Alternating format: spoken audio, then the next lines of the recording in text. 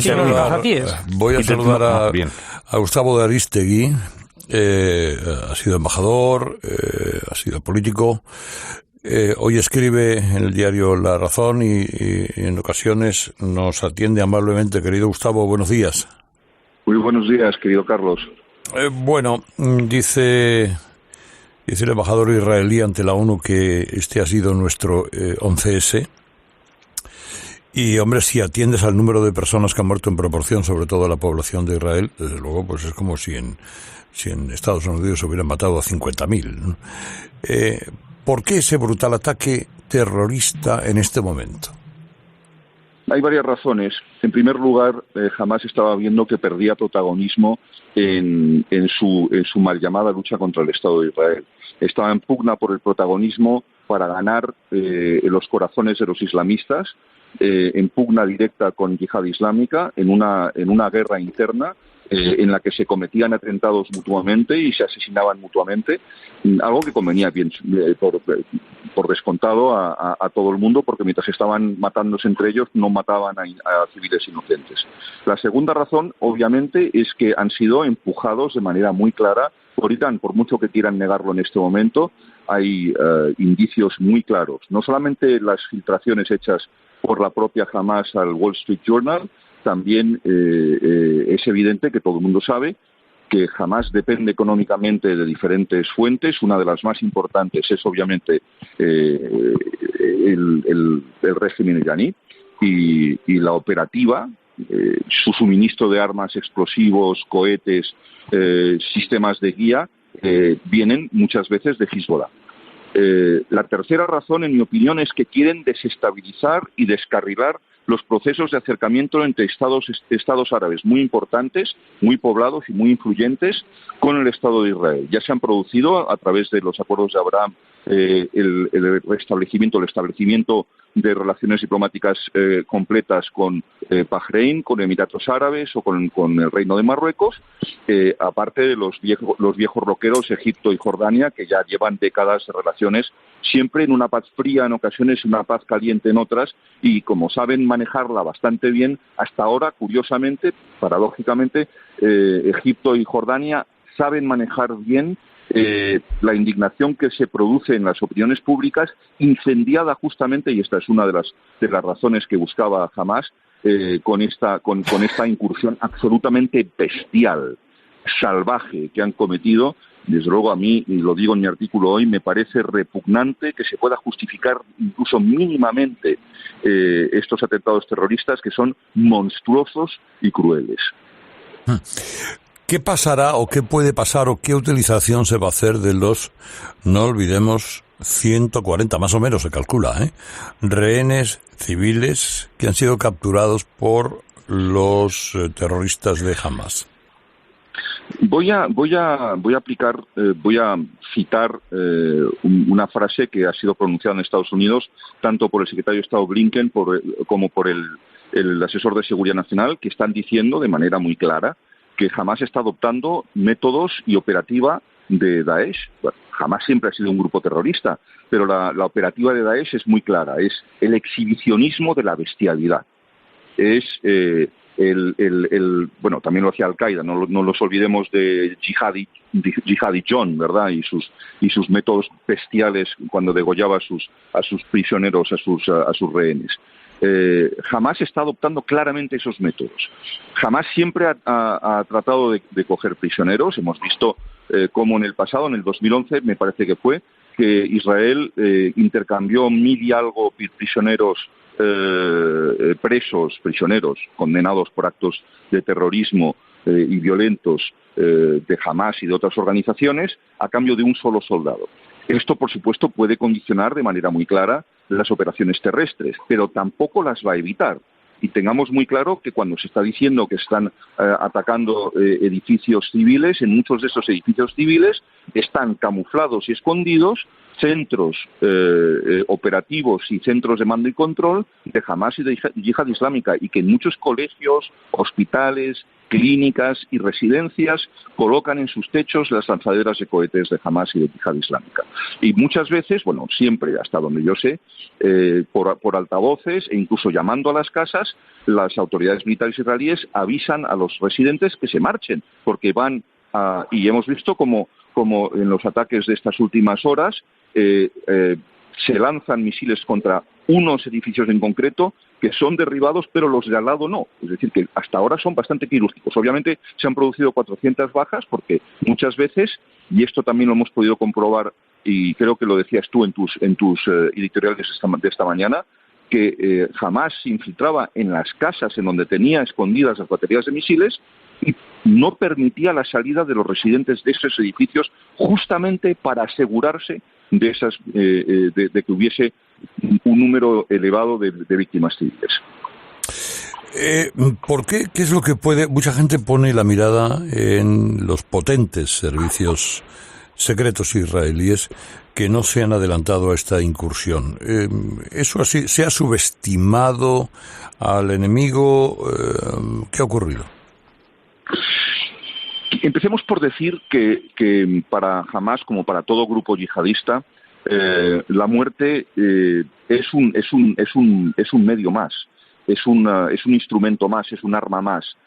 Ellos no temen a la muerte, su cerebro ha sido lavado, y en consecuencia creer que la reacción de un yihadista es la misma que la de otro terrorista, de un terrorista que no es yihadista, o de un soldado de un país legítimo o de un miembro de fuerza de seguridad, es simplemente no entender contra quién se está luchando. No creo que este sea el caso de las fuerzas de inteligencia y de seguridad israelíes.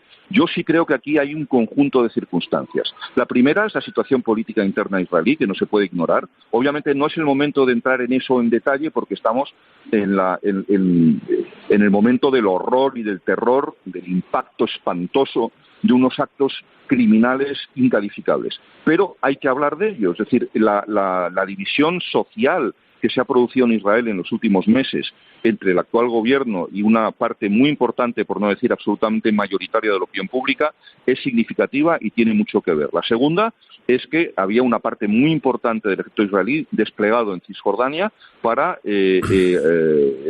contener ciertos disturbios y enfrentamientos que había entre palestinos y colonos israelíes. Y tercero, había también un exceso de confianza, porque se consideraba, en análisis erróneos, en mi opinión, que Hamás no quería la escalada. Y es evidente que la quería, la estaba preparando, la estaba disimulando. Y obviamente el que haya creído que Hamás no quería la escalada no estaba entendiendo de qué estaba produciéndose aquí. Y por último, obviamente, estamos hablando de un instrumento en manos de Irán. Irán necesitaba esto. Necesitaba darle la patada al tablero, necesitaba mandar un mensaje muy claro, descarrilar el acercamiento de países árabes con el Estado de Israel, generar tensión en Oriente Medio. Y esto hay que decir claramente, cuando los países occidentales, ya sea la Unión Europea, ya sea la administración de Biden, ya sea quien sea, trata de apaciguar, de calmar, de dorar la píldora, de encauzar la bestialidad del régimen iraní, lo que se está produciendo es un envalentonamiento del régimen iraní, y estamos viendo las consecuencias. Cada vez que Irán hace una barbaridad, no se actúa con la suficiente contundencia. Hay crímenes que todavía siguen sin resolver. Los atentados, por ejemplo, de Argentina, los atentados contra la AMIA, la Asociación de Comunidades Israelitas de Buenos Aires, o la Embajada Israelí en Buenos Aires, siguen a día de hoy sin resolver, y se sabe que estaba detrás elementos del grupo terrorista Hezbollah. Y por último, también me gustaría señalar un elemento fundamental, que aquí hay un intento de desviar la atención de la guerra de Ucrania. No olvidemos, lo digo también en mi artículo, que había confirmada presencia de altos mandos de Hamás, seguramente el propio Ismail Haniyeh en Moscú, entrevistándose con altos mandos políticos y operativos de la comunidad de inteligencia de Rusia. Y hoy hay un analista muy interesante que desde Moscú dice, me parece que se llama Arkady Dubkov, que dice que justamente Rusia está intentando desviar la atención, prolongar el conflicto para que la atención sobre Ucrania se desvíe a Oriente Medio. Y obviamente esto tanto la guerra de Ucrania como este intento de prolongar el conflicto hace de Rusia un mediador imposible, aunque en este momento la presencia del secretario general de la Liga Árabe en Moscú pues se me antoja perfectamente prescindible. Tengo 3 minutos y 3 preguntas. Carmelo, muy rápido. ¿Qué tal, señor Aristegui? Buenos días. Muy buenos días, Carmelo. Bueno, Israel parece decidida, ¿no? Dispuesta, al menos está... ya hay tropas de reservistas en la frontera con Gaza, dispuesta, digo, a una operación terrestre que hace temer una acción a sangre y fuego allí. Allí hay 2 millones, casi 3 millones de personas civiles, y que usted ha dicho que Egipto y Jordania eran 2 países de paz fría, es el calificativo que les ha puesto. Yo no sé qué posibilidad hay de ese corredor humanitario que dé salida a toda esa población civil que estaba presa de alguna manera de Hamás y de un bloqueo impuesto por Israel y que tiene ahora que salir por algún lado. En 20 segundos, Gustavo.